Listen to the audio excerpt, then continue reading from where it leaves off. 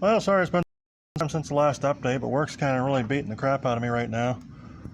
Not necessarily physically, but mentally. More on that later at some point. But anyways, I'm working on the Daytona here. I've got myself a GM LT1, I think, ignition system off the. I don't have the OptiSpark distributor, but I do have the module and the coil. I like this module because it's got a little heat sinky jig on it. So we're probably going to mount that on a little L bracket right on top of where the AC compressor used to be. Also, I got rid of the AC because it was in that hickamajig. We're going to take that off of the other 6 and shove it on. I clean my puppy mech. We're use a 97 Chevy 350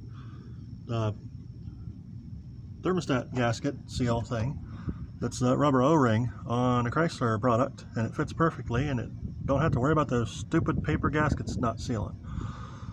Alright, so what I done was, since the 98 Grand Cherokee didn't come without an air conditioner, and I don't have room for the bypass pulley that was 36 bucks from Rock Auto, what I'm going to do, well, what I already did, was I got a 2007 Toyota Avalon belt, 82.5 inches long. It's on a 6 rib, I think, 6 or 7. 1, 2, 3, 4, 5. 7 rib belt, 82.5 inches long. Part number, I can't see the whole part number, so I'm not going to give it. But anyways, it's a 2007 Toyota Avalon 3.5 V6, and it perfectly bypasses the AC compressor without having to buy that extra hickamajig that you use to that extra idler pulley and having that extra point of failure there. So this is not going to have air conditioning like I sort of wanted, but we'll get to that eventually. So what I did was I had to buy this little ignition plug thingy here. You know, you can buy the boot and the terminal, and then just crimp it on, and then you can stick it into there, and the other end's still a Dodge end. Nice and muddy too, great. That's not going to arc over or anything. And so I'm going to hook that other end up into here. I'm going to try to make a set of 8 working spark plug wires. And I'm going to hook the Speeduino up to it. I'm going to get some flammable junk and spray in there. Get the ignition working on the Speedy Wiener. And crank it and throw some ether into it, or some 2-stroke fuel with that upper cylinder lubrication or whatever.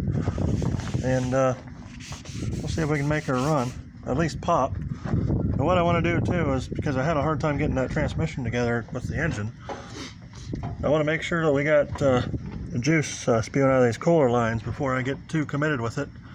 Because if I dick with it too much, then I'm going to have to take it all apart anyway, because I'll have to change the transmission if I screwed up the pump. Now, I don't think I screwed up the pump, but I may have, who knows. If I did, then that's a problem. If not, then we can just piece her back together and get her going.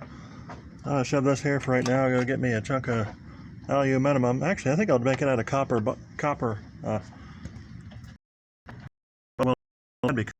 I've got some of that. Might not be the best idea to show everybody, but yeah, I got some. Yeah.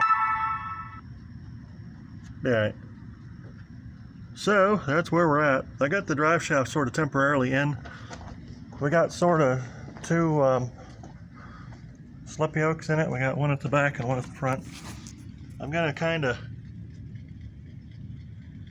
shim the back one a little bit so that it doesn't vibrate real bad, and then just put a U-bolt in there so she don't slip anymore.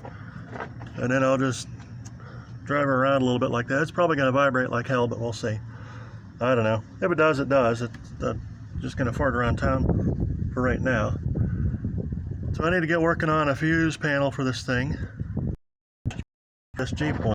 And it's already got the relays and stuff in it. I got to move all this stuff to the opposite side of the vehicle. Or do I? Yeah. We could park this with the Speedy Wiener right next to it in a waterproof box, and then just run all the wires up to there. That's worth a shot. I'll take a look at it and see what I can do.